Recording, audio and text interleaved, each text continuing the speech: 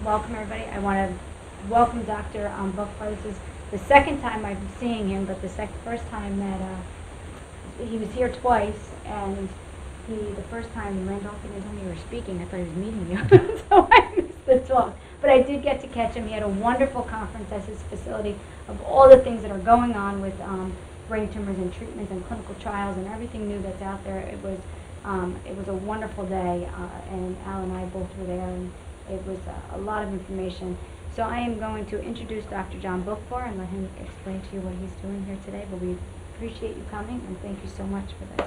Well, thank you, Patty. And Al, thank you again for the invitation. And let me just offer, if at any point you want to stop me, ask questions, I will obviously avoid highly technical aspects of this. I hope that generates some ideas and some input.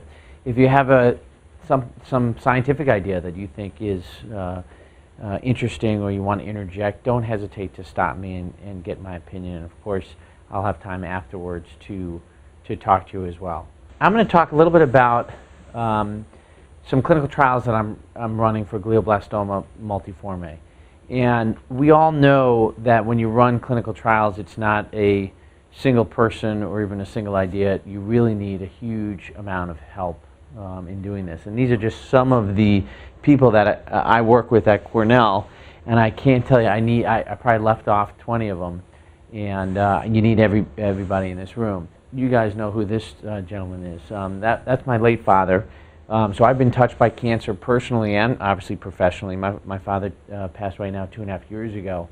And I saw his struggle with leukemia, lymphoma. And it's, I have 4 kids. He had 10 grandkids. That last year of chemotherapy was particularly painful, not from the chemotherapy, but because essentially he was in isolation from what really he loved. And so I have really developed a passion for trying to minimize the treatment that patients with cancer get and try to make it just more effective so you can enjoy life and live with cancer.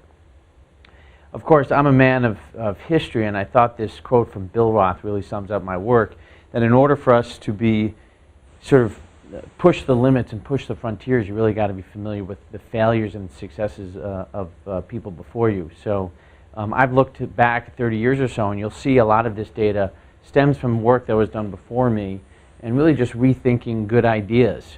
There's a lot of things in medicine that really come back to history. Look, aspirin is probably still our best medicine, even though there are lots of newer agents. So we're here to talk about the clinical problem, which is glioblastoma multiforme. These are tough cancers. You can see in the top picture a tumor that's in the brain of a patient, and these can be technically challenging to take out. But our surgical techniques are so good now, and our navigation tools are so good that undoubtedly surgery is effective in the treatment of glioblastoma. And so it has gone generationally. Meanwhile, last generation we're doing more biopsies. My generation of surgeons knows and has proven that surgery does improve a patient's prognosis with this disease. And of course, chemotherapy with temozolomide, radiation therapy are the standard of care for newly diagnosed tumors. This is a standard glioblastoma that you'll see on an MRI scan, and we all are familiar with the STOOP protocol, which is standard chemotherapy and radiation. And this is a 6-week course here in red of radiation, and then 42 days of temozolomide therapy, and then of course maintenance temozolomide monthly after you have a diagnosis of glioblastoma. But unfortunately, many glioblastomas come back, and they come back in this area right around the original resection cavity that I took out. And 90% of tumors recur locally within 2 centimeters of that original mass. And so it is our job to try to figure out what's the next drug to use in that situation. Well, fortunately, the FDA approved Bevacizumab chemotherapy, or a drug called Avastin, for recurrence. So if you have a recurrent glioblastoma and you failed radiation and temozolomide, your insurance now must pay for bevacizumab intravenously. And this was only done 3 years ago. And you can imagine before that insurances weren't covering these drugs. They're prohibitively expensive. And so even just having an FDA-approved drug makes a huge difference financially for many families. And in fact, there's new data that suggests Avastin may have a role in newly diagnosed patients. And that's work that Mike Gruber has done at NYU, and maybe even here or in Jersey, that patients who get radiation, temozolomide, and Avastin chemotherapy also do well. That has not become standard of care, and I'll tell you that I don't necessarily believe in utilization of Avastin in newly diagnosed patients. I think it's actually important to hold Avastin for later, okay? Please let me know if you have any questions up to this point. I'm just giving some background. Now, as I talk about these clinical trials, I want to introduce you to a concept that I think is really cool. It's actually a concept that's in all cancer. It's called the cancer stem cell hypothesis. We used to think that in all of our organs, whether it's breast, prostate, lung, colon, or brain, if you had a tumor, you had a big ball in that organ, and that was it. It was sort of that tissue had a cell that went awry, it divided, and then you had a mass. But recently, data has suggested within that ball, within this mass of tissue, are small cells called stem cells. And it's those cells that basically sleep through our treatments. And if you're sleeping through a treatment, you won't get killed by radiation or chemotherapy. Remember, radiation and chemotherapy targets a dividing cell. So if a cell's not dividing in that period of time, it ain't going to die from your treatment. So tucked within this large mass are stem cells that may be really the problem cells of our tumors. And that's called the cancer stem cell hypothesis. So this is not a complicated slide, but I'm going to explain to you. Let's say this is a glioblastoma, shaped like a ball. It has 4 compartments. The smallest compartment of cells is called the stem cell compartment. So just remember this S compartment. If you give a chemotherapy and ignore this, you're going to kill much of the tumor. But the only part of the tumor that stays after treatment is that stem cell population. And sure enough, after treatment, those stem cells can regrow the entire tumor, and that's essentially what these stem cells do. So unless our treatments are targeting those stem cells, we're never going to actually cure for this tumor, let alone any tumor. So this is our old way of thinking. You had a big mass, like that tumor I showed you in the brain, and these orange cells are the sleeping cancer stem cells. We give radiation and chemotherapy. It kills all the blue cells, but what are you left with? Residual cancer stem cells. They can just go on and repopulate the whole tumor. So we are changing the way we think about things to either have a therapy, an orange lightning bolt here, that's just going to target the stem cells. Now, you may think, well, that's not good because you leave the blue ball, but that blue ball is essentially, it's like leaving a beehive and you've killed all the bees inside. Who cares if the hive is there as long as the bees are dead, right? So the beehive, you may see no change on the MRI scan, but actually the cancer cells that you're most concerned about are dead. Or you add both lightning bolts. You have therapies that target the cancer stem cell and therapies that target the whole tumor, and then you can actuate cure. This is areas of intense research and intense frustration in all oncology. But that's what my lab has done. So if you came to me for surgery, I take out your brain tumor and the tissue goes to my lab. What do? I isolate a patient's stem cells from their tumor. And because I believe someday each one of us are going to have different genetic stem cell profiles. So you've heard of genomics for cancers where patients have a different fingerprint. Every patient's brain tumor is different. Every patient's genomics are different. And every patient's stem cells are different. So this stem cell is different than this stem cell than this stem cell.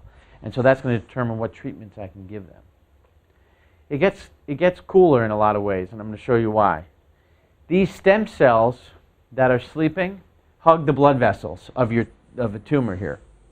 So here you see these small red capillaries. These stem cells in green stick to the capillaries. Okay, and that's called the perivascular stem cell niche. Why they do that, nobody knows, but essentially the blood supply is this rich source of nutrients. They're sort of vampires sitting on the capillary. Now, if you read down here on this last line, this niche, this environment protects these cells. So targeting this environment called the stem cell niche may be extremely important to kill these sleeping stem cells. And this has been shown here in a mouse model, but I like this slide up because if you read this, drugs like Avastin may halt brain tumor growth by disrupting this niche. And that's really something that has driven my research, is how can I get drugs into this niche? How could I go after those sleeping stem cells? So this is a true story. I was at a fellow neurosurgeon's barbecue, who's an endovascular neurosurgeon who I've known since we trained at Penn together, named Howard Rena. And we were at his house at a barbecue, and he got called in for a patient who had a stroke. And in patients that we have strokes now these days, they can slide microcatheters all the way deep into the blood vessels and give thrombolytic drugs, or drugs that break up little blood clots. And he said, I have to leave, take over the barbecue. I'll be back in 2 hours. I have to go treat a patient. So he came back later, and I said, where was the stroke? Where did you get your catheters? And he said, it was very interesting. We went into this blood vessel deep in the brain. And I said to him, why can't you give my chemotherapies deep in the brain tumor? And his quote was, I can go anywhere in the brain. Just tell me what to give. And this was in 2009 when Avastin just got approved. So then I said to myself, I have a drug that's FDA approved. I have a treatment that's FDA approved for stroke, so I didn't have to convince the FDA that endovascular delivery of drug was safe, because it is. So I put those ideas together with the data that we had coming from the lab. I said, you know what? We have to get Avastin into the niche to kill those stem cells, and now I have a way to do it. I think better than intravenously, and I'll tell you why. So if you look at this model is the blood vessels of a tumor, and here's the niche. Those orange cells are cancer stem cells, these blue ones are the non-cancer stem cells, and my idea was to deliver high doses of drug, Avastin, into the niche to target this VEGF, which is what Avastin targets, and really just destroy the tumor. And I call this selective intra-arterial niche disruption, or SIAND, and selective intra-arterial niche delivery, also SIAND. And the idea is get your drug into the niche, this perivascular stem cell niche, and disrupt it. So here's another schematic. Now I want to get my microcatheter. These are small catheters that we can slide through the groin, all the way up. Anyone have a relative or family or someone who's had a coronary angiogram or a cerebral angiogram? Very, very common now. They puncture the groin artery, they put a catheter, and within minutes, you can be deep in the brain. It's absolutely fascinating. So these guys can get a microcatheter well into the feeding vessels of the tumor, and now start releasing any drug I tell them. But remember, we have this blood-brain barrier, which I'm going to talk to you a little bit about. But the whole idea is that we can now get very high doses of drug only into the tumor. I don't have to put an IV in a patient, circulate it throughout the whole body. I can just deliver this very strongly to the tumor. And so you can see this in this schema. This is releasing the antibody called Avastin. I'll show you that we've broken down the blood-brain barrier with a sugar called Mannitol before we do this, and we're just pumping tons of drugs into the niche, because I want this cell, and I want this cell. And we know that Avastin kills those cells. And so the idea would be I'm not only going to kill this cell directly, it's no longer going to be able to release VEGF, and this angiogenesis is going to be shut off, this building of a food supply for the tumor. Now, I just want to talk a little bit about the blood-brain barrier, which is also fascinating. And if you ever, Al, get grants or review grants, we all should be studying the blood-brain barrier. But the problem is, even in industry, and we had this biotech summit in June at Cornell, there's no companies that are interested in funding the blood-brain barrier. If you have a drug that goes through the blood-brain barrier, they'll fund it. But you can't just write a grant that's general anymore. But this is a topic that is extremely important. What is the blood-brain barrier? Well, we all have a blood-brain barrier. In fact, the blood-brain barrier was described in jaundice patients. Why? Because at autopsy, every organ in the body was yellow except the brain, because the brain bilirubin, which makes every organ yellow, including your eyes and your skin, couldn't get through the blood-brain barrier. So the brain was normal color to this neuropathologist, and the rest of the body was yellow. Well, sure enough, bilirubin was too big to get through the blood-brain barrier. But the bottom line, the blood-brain barrier is this. In every blood vessel in our body, there are gaps, okay? The gaps, this is your blood vessel up here. These are the cells that protect your blood vessel. And then this is the organ which your blood vessel is in, let's say liver or spleen. The drugs can easily leave the blood vessel and go into your organ. But in the brain, if this is your brain tissue here and this is the blood vessel, there's a wall.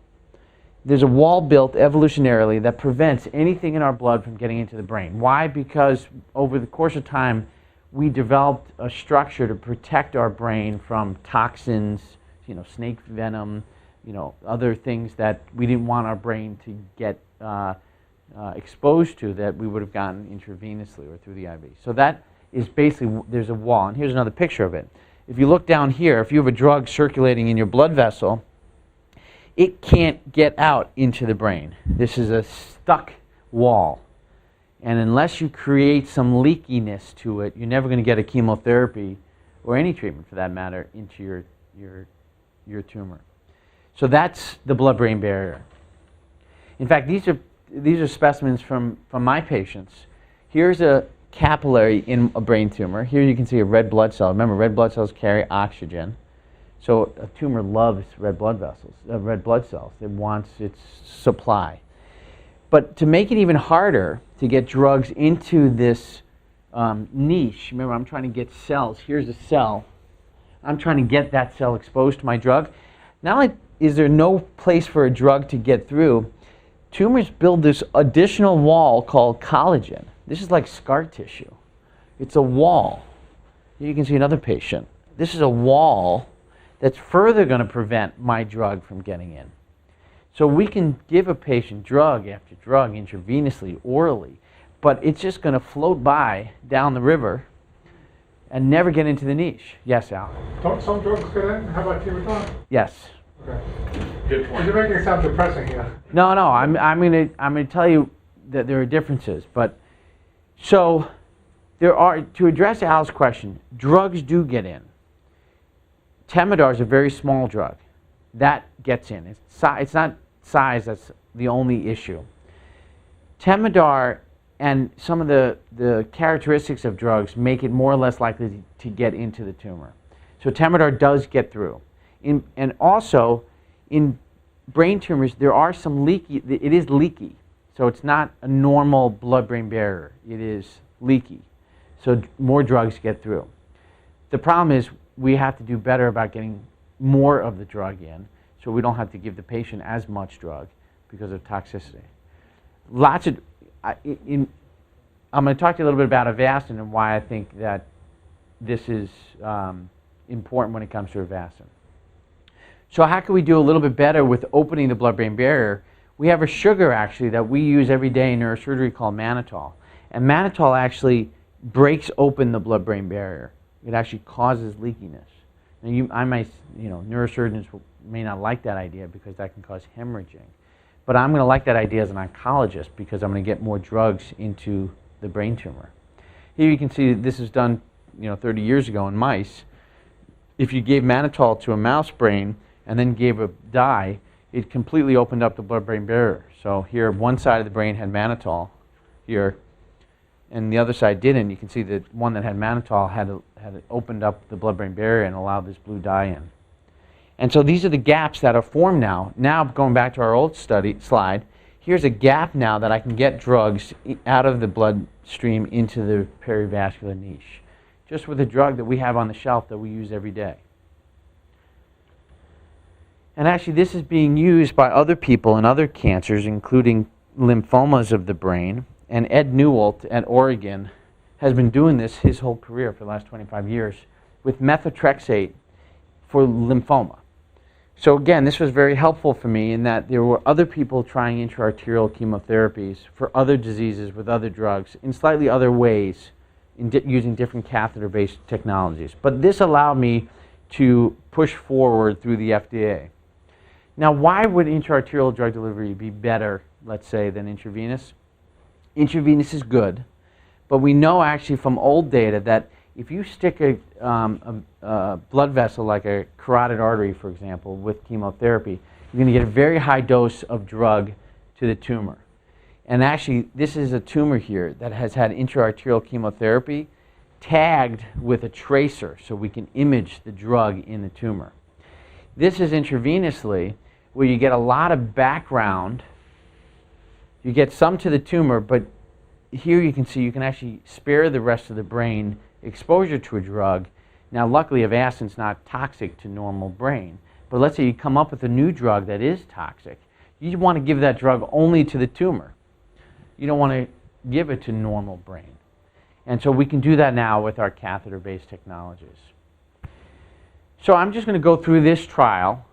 This trial started in about 2009. And so now you've seen sort of the rationale, how I designed this trial and what the scientific rationale was. And I think if we called it super selective, meaning catheter-based, intra-arterial through the blood vessels, infusion of mannitol, the sugar that opens the blood-brain barrier, followed by Avastin. And we were going to do it in patients in recurrent glioblastoma. Why? Because you have to prove safety first before you move on to phase 2 or efficacy. And getting this through the FDA only took 9 months. Believe it or not, that's short. Because I had an approved drug, I had approved drug in Bevacizumab, I had approved drug in Mannitol, I had catheter-based technology, so it was really just paperwork.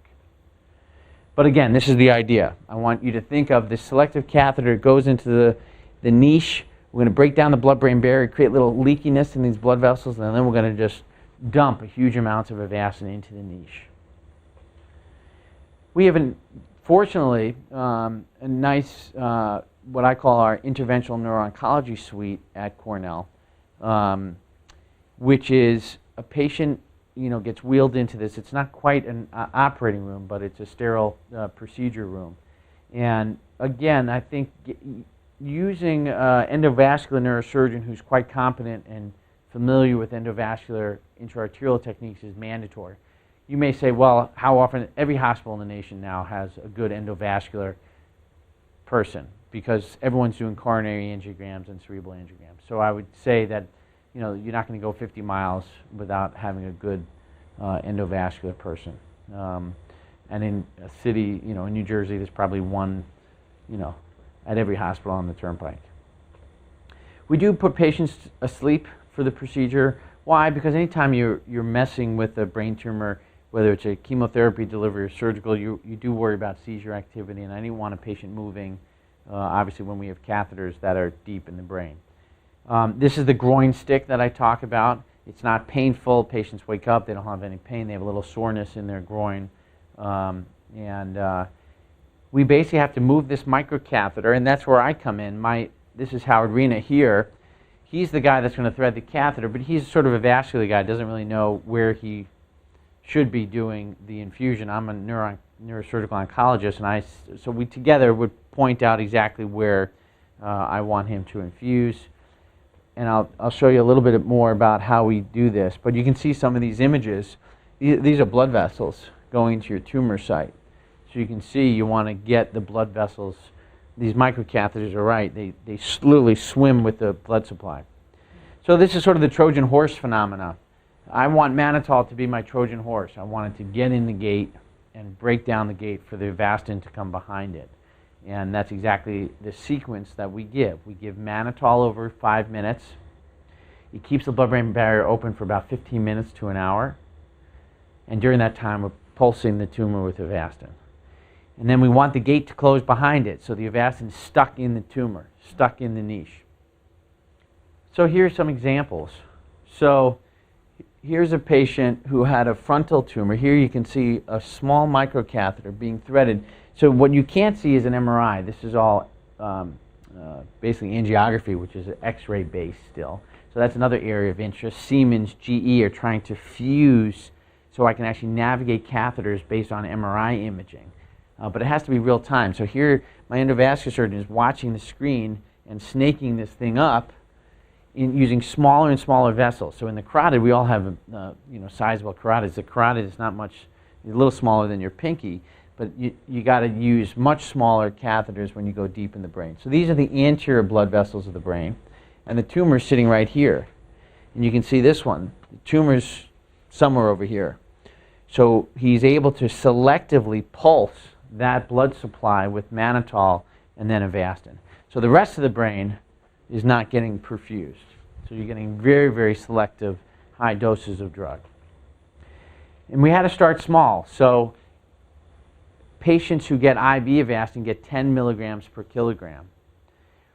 We started at 2 milligrams per kilogram. So, a fifth of the dose, because I was afraid we could hurt somebody. We can open the blood-brain barrier. Avastin has some risk of bleeding. It's very small, but again, this was a new drug, a new combination. And so, look, I sweat a lot in surgery because we do delicate surgery. The first couple patients, it was anxiety-provoking.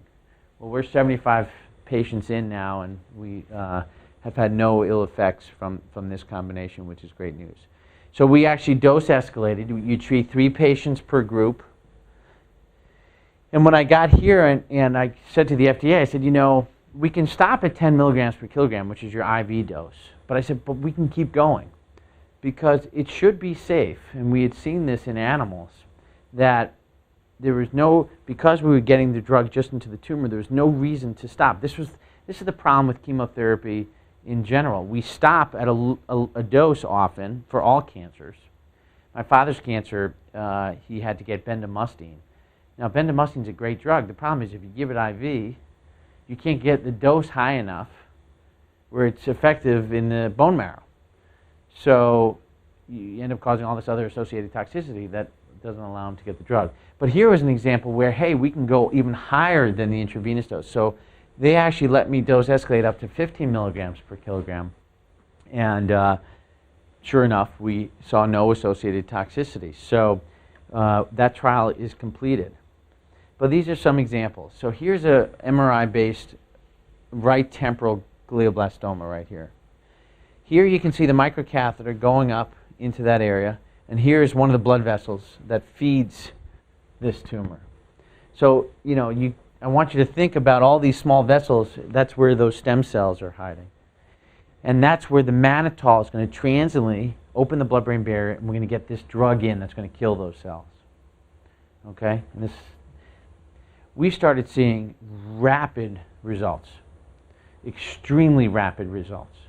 In fact, these are pre and post patients from our very first patients. Here you can see the tumor up there in the yellow arrow. Here you can see the blood vessel that we targeted. Here it is up close. And within 3 to 4 weeks, these tumors were no longer being visualized well on MRI scans. Okay, and we'll talk a little bit about that. But here's a guy that came in from Stroudsburg, Pennsylvania. And even these small recurrences here in the left hippocampus, my guy was able to get a small catheter into the anterior choroidal artery, and he's still disease-free. And this was 4 weeks after the infusion. His scan still looks the same. Yeah? Do you put the drug into more than one artery? Yes. Okay. Glioblastoma is a more global disease. It's not local. You have to really treat a greater area. Well, it's the same reason we don't give whole brain radiation to patients with glioblastoma. We give radiation to the tumor plus 2 centimeters of margin. That's the standard radiation treatment. That's my treatment. So my goal, anytime I have a tumor here, is to treat the tumor plus 2 centimeters from every angle that I can come. And I like the more vessels, the better, because that means I can give more Mannitol. I want to get a lot more Mannitol, and that's another whole story unto itself. So we were able to go all the way up to 15 milligrams without any toxicity. And we stopped at 15 milligrams per kilogram. Why? Because nobody in the country had ever gone higher with this drug. And the highest approved dose by the FDA, actually lung cancer patients can get IV 15 milligrams per kilogram. So that's the dose we're at currently. And I don't really have a burning desire to push that, although that may be something we do. These are the raw data of results. There are two groups of patients of our original 30. Those had never seen Avastin, I call them naive patients, and those that were coming who had seen intravenous Avastin. They may have gotten 2 cycles, 6 months, 9 months, but they were coming in anyway. And this is the reduction in the area and volumes of the tumors with one injection. You can see these numbers are pretty staggering from just one infusion. We were seeing reductions in area and volume that were extremely robust. And all so when you average them by median, if you've never seen Avastin before, with one injection, now this is all doses, so 2, 4, 6, 8 through 10. So some patients got a very low dose and some patients got the higher dose. But of all of our patients, one dose led to a median reduction in area of about 35% and volume of 47%. So just from one injection, okay? So these were good numbers. Here's another example of a woman from Tennessee, right temporal, posterior temporal glioblastoma, one injection. You're able to see nice reduction in the contrast. But with bevacizumab, you know that just seeing contrast disappear doesn't necessarily mean that the tumor has disappeared, although that's a theory.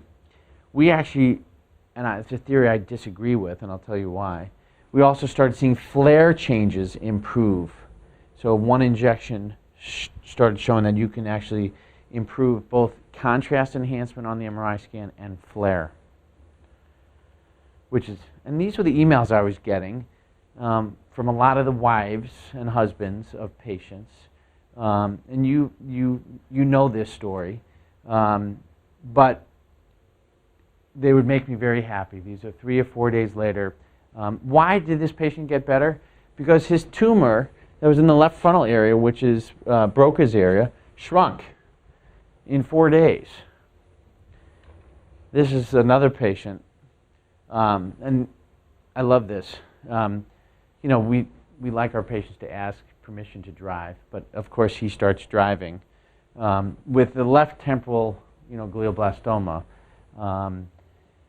But again, he got better very quickly with one injection, and that never surprised me because I felt we were getting more of the drug into this niche, and I knew we were going to make an impact. Now, some people say, well, Avastin does funny things. It normalizes the blood-brain barrier. Have you heard that term? That Avastin may just cause the blood-brain barrier to normalize, and so there's blood supply to the tumor. It's not becoming high. You know what?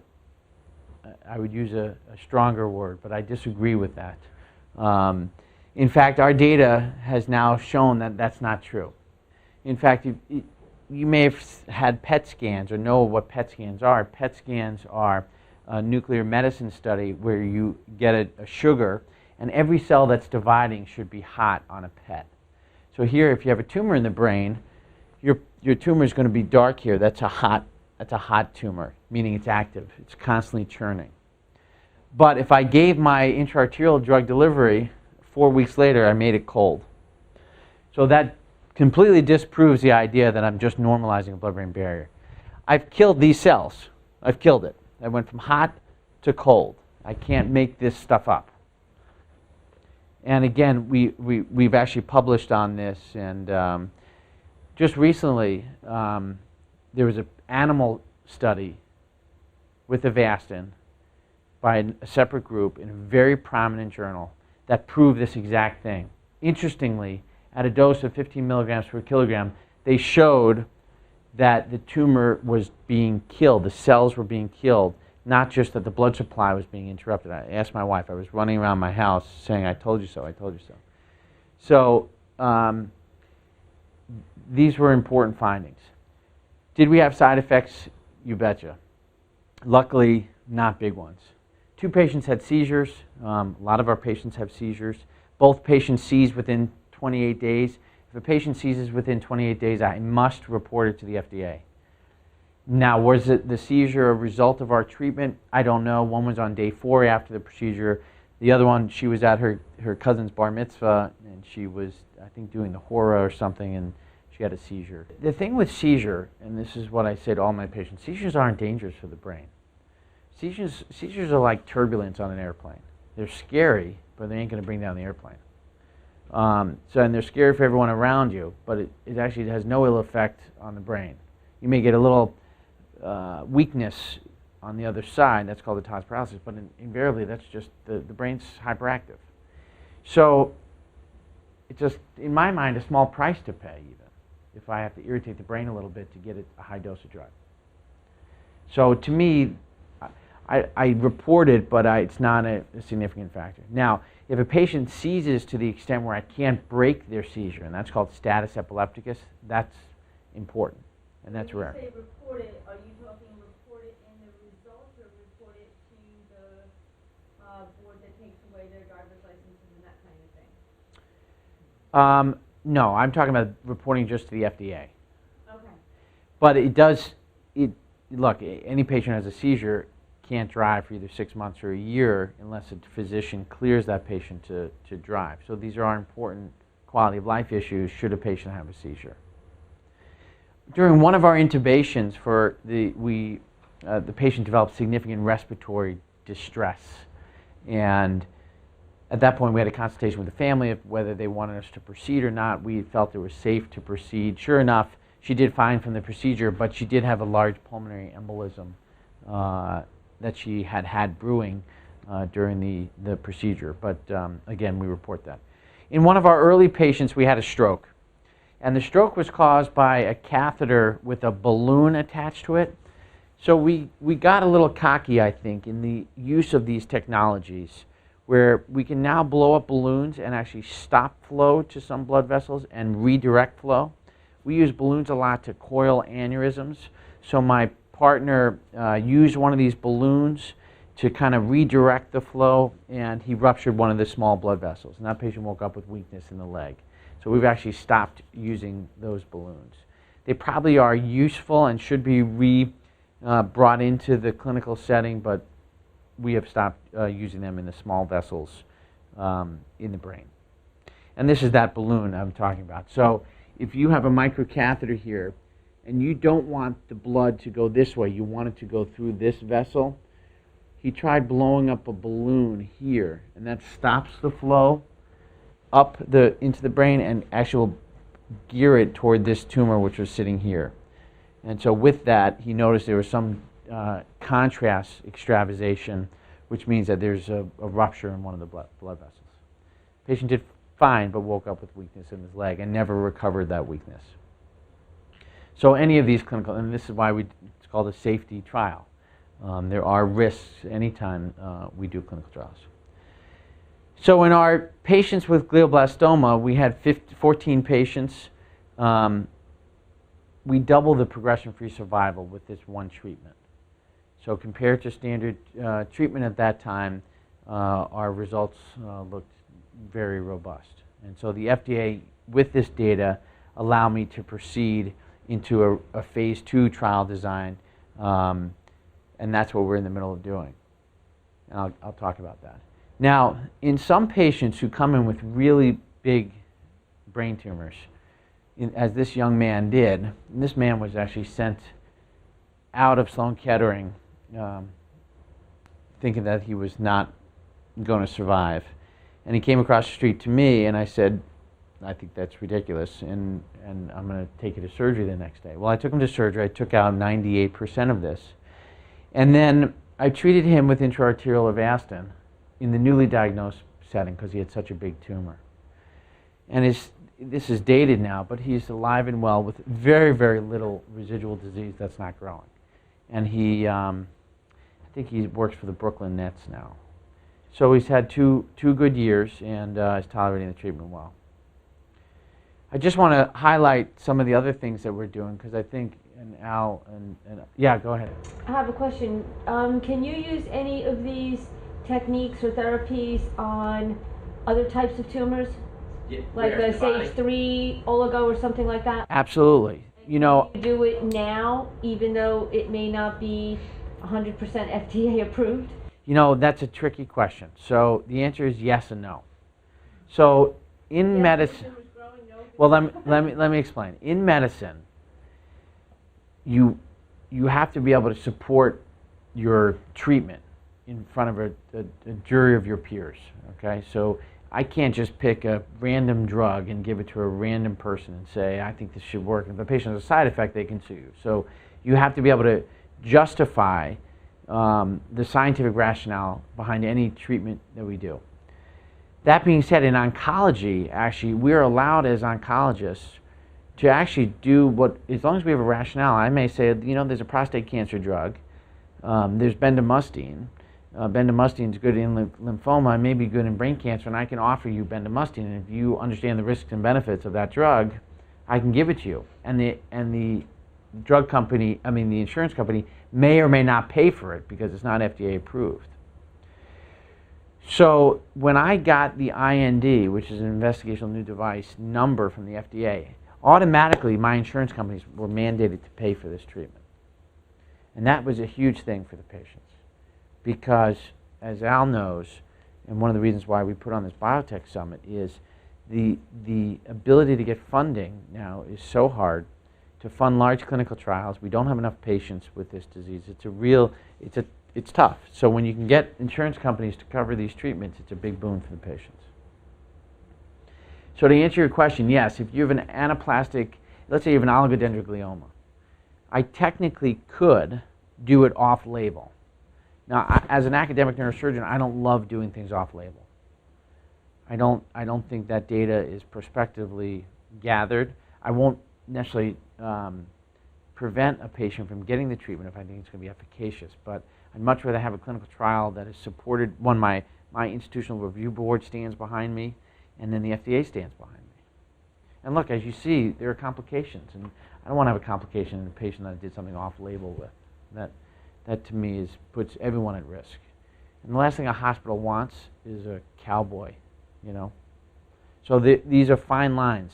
I've had patients say to me, but, please give me this drug with this catheter, and I have to say no if I don't know the rationale. But this is why we have these animal models. So we have mouse models. We're moving into a rabbit model. This is how you have to do this. And we actually no one had ever built microcatheters this small, where we can test drugs in mice, and mice actually are still our best genetic models of any tumor in the body. And so we have this at Cornell. I hope this doesn't gross anyone out, but here you have little mice that we can actually test, and each one of these mice have a brain tumor here lit up. And these are being anesthetized in a little anesthesia machine.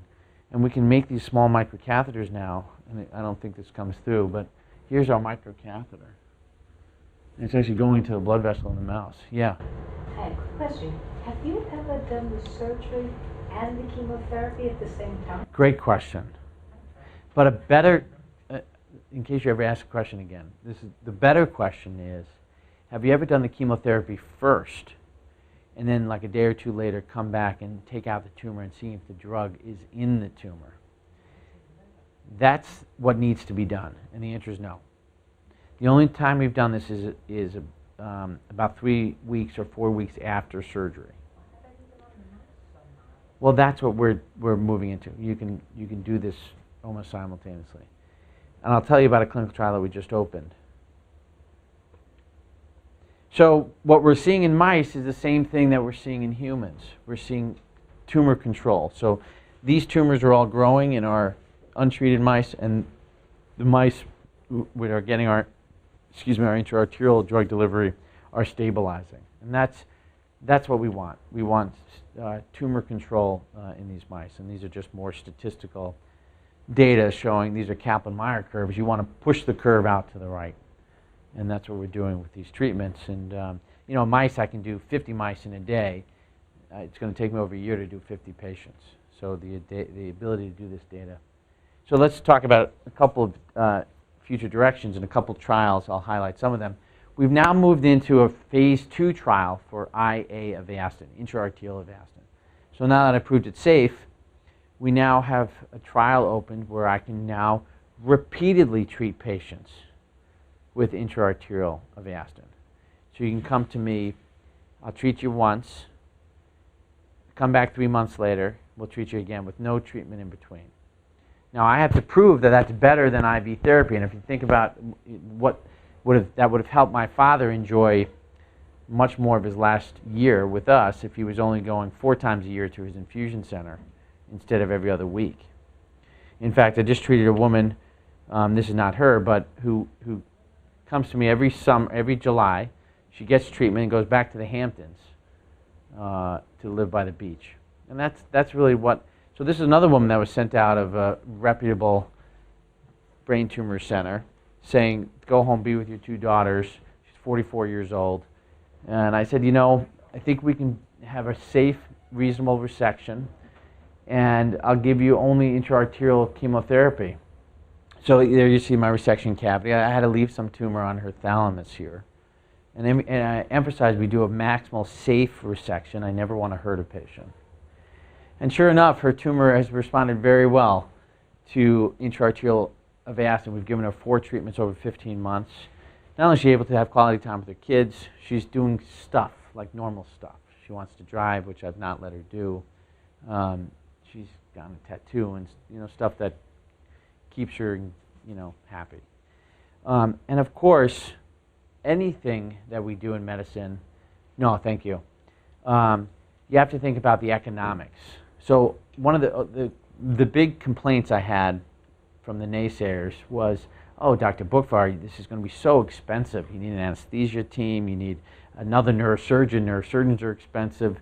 You need an endovascular suite. It's never going to be real. Well, so the first thing I did was rush to get the economic data. So the economic, and these are real numbers. If you look at my hospital, this is New York Hospital. My CEO hates when I show this slide, but if you look at New York Hospital's charges, and I'm sure all of us in this room have seen these horrific bills. For chemotherapy infusion, this is 1 treatment with Avastin. Hospital charges $19,489. So the total for 1 treatment is $23,386 for 1 IV treatment. I mean, that's 1 treatment. You get this every 2 weeks. Cancer care, I wrote that's another, I'll come back for another talk on what I call the cancer conspiracy in this country. But, cancer care is a breadwinner for the hospitals. And this is why, because the insurance company is going to write them a check for $23,000 for an hour-and-a-half infusion of Avastin. And anyone who's been in those infusion centers, and trust me, my father in Cornell's, it was dreadful. Luckily, they've renovated the Cornell suite. So these are the actual charges that 1 dose of intra-arterial Avastin comes to. If you look at the hospital charges, the surgeon's charges, and these are actually real numbers for a patient that doesn't have insurance. Okay, so these are actual numbers, billing numbers. It comes to about $58,000 for 1 treatment, as opposed to a monthly bill of about twice that number, $46,000. So if I'm able to think back to that woman that I've just treated 4 times over 15 months, if we can reduce our chemotherapy treatments to once every 2 months or once every 3 months, these are huge savings. It comes down to about a 250% decrease in cost. Now, the hospital's not going to be happy, and the drug companies are not going to be happy, but the patients will be happy. I mean, we all know patients who are financially strapped from these. And so this was recently published, and this is what we should be doing. No one would be happy. Genentech's not going to be happy with me, and so they don't fund my trials. The hospital doesn't want to see this, although they're happy because they're supportive and they make money from other sources. So that's the rationale. So let's talk a little bit about other drugs. The FDA now has allowed me to open 3 different drugs. We are using a drug called cetuximab. Cetuximab, I call the Martha Stewart drug. This is the drug that she had insider trading information on. The company was Inclone at the time. Why did she like the company? Because it's a good drug. I'm not sure it's worth time in jail, but nonetheless, the drug is good. The problem is, in brain tumors, it was left for dead because no one knew how to give it. It was given intravenously. It didn't really show efficacy, probably because it never got into the tumor. And so that's what we're looking at. Here's a tumor, and this is all staining for EGFR, which is the thing that cetuximab binds to. And so we're giving now this drug with blood-brain barrier disruption. So back to your question, this would be the type of trial that a day before a patient has surgery, I would give them intra-arterial cetuximab and take out the tumor and make sure that my drug was getting into the tumor and make sure that it was affecting the cell signaling of EGFR the way I want it to. So that's an idea. We're now giving intra-arterial temozolomide. So Al, back to your point. Well, Temodar is small. It does get through the blood-brain barrier, but it probably would benefit from dose escalation, which you can't tolerate. Your bone marrow won't tolerate it if you give it orally. Yes? How about combining like the Temodar and the Avastin? Good question. So we've already just opened a trial of Avastin and carboplatin combination. So there's some synergy with carboplatin and Avastin. But I haven't even finished the safety trials here. I can't start combining until I prove safety. But these are great questions. You know, any company that you know of, if you have a drug out there, I just contacted, in the last week I had 3 companies with drugs interested in this type of delivery. And diffuse brainstem gliomas, I don't know if you are familiar with this disease. This is a dreadful pediatric disease. So brain cancer is this #1 solid tumor in kids, and it is a dreadful disease. Patients live a year. It's a very tough year with these brainstem gliomas. Well, now these catheters I have going up into the artery, here's a balloon blown up. This is where you can use a balloon safely. And we can perfuse, really just pump drug into that brainstem glioma. And so we've done this. So obviously we've made a huge amount of progress in lots of trials. There's a trial in eye diseases now at Cornell using a drug called melphalan. So I don't think this is, I think this is a very, very strong program that has great scientific rationale and has really allowed us to push the envelope. So in summary, it all comes back from our hypothesis of the cancer stem cell residing in the niche. Now, some of what I'm doing in mice is looking at the niche after treatment. What am I actually killing these cells? Because I can't do that in humans. But a mouse, I can actually take out the brain a day later and see, is our drug getting in the niche? Is it killing those green cells by the blood vessels? Is it doing its thing?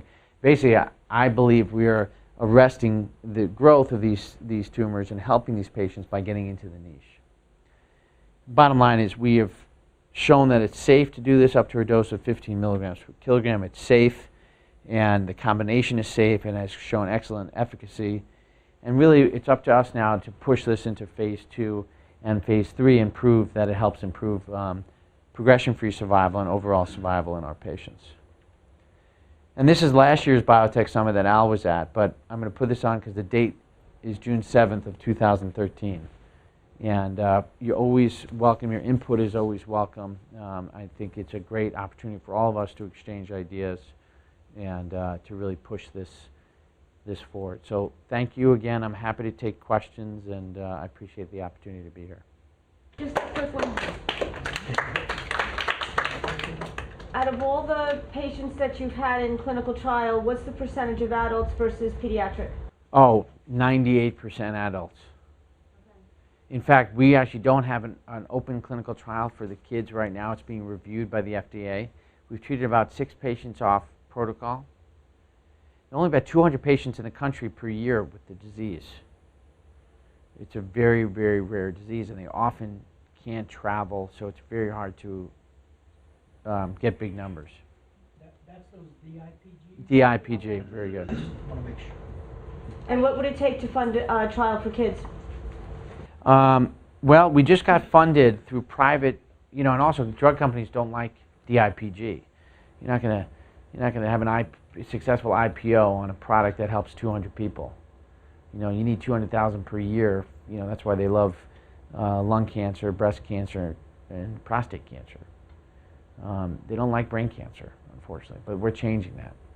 You can make money in biotech in brain cancer, no doubt. In fact, now it's actually a great area to start in because the regulatory hurdles are less in orphan diseases than they are in the bigger disease. Did I miss a question? Yeah. Is it always newly diagnosed or are you doing recurrence? I'm doing mostly recurrence, actually. So both. In fact, there's a trial for every stage of the disease. Intra-arterial Temodars for patients newly diagnosed. Intra-arterial Avastin is for first recurrence, and Intra-arterial Cetuximab is for second recurrence. Do you have to go through this whole thing for each combination? Like once you do IV Chemodar, or IA Chemodar and IA Avastin, Yes, then later you go- combine them? Or you have to go through the whole? No, so I'd have to do a phase 1 trial with 30 patients of IA Temodar. I have to do a phase 1 trial with IA Avastin, 30 patients. And I have to do a phase 1 trial with a combination. So yes, the answer is yes.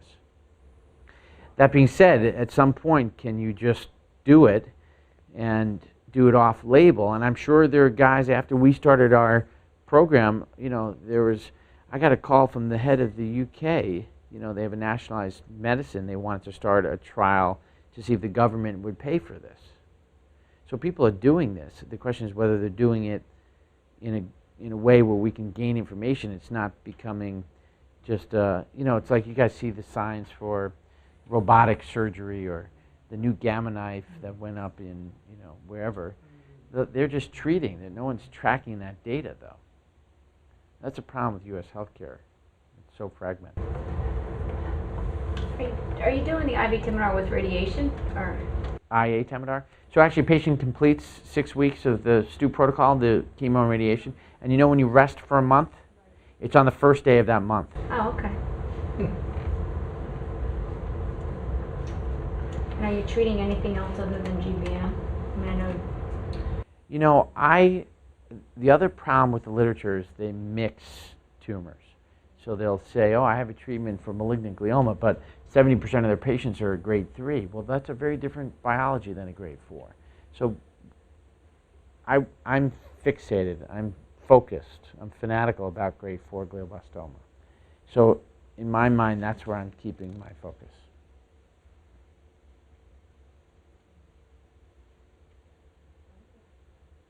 Thank you. I'm around if you have any other questions. Thank you very much. My pleasure.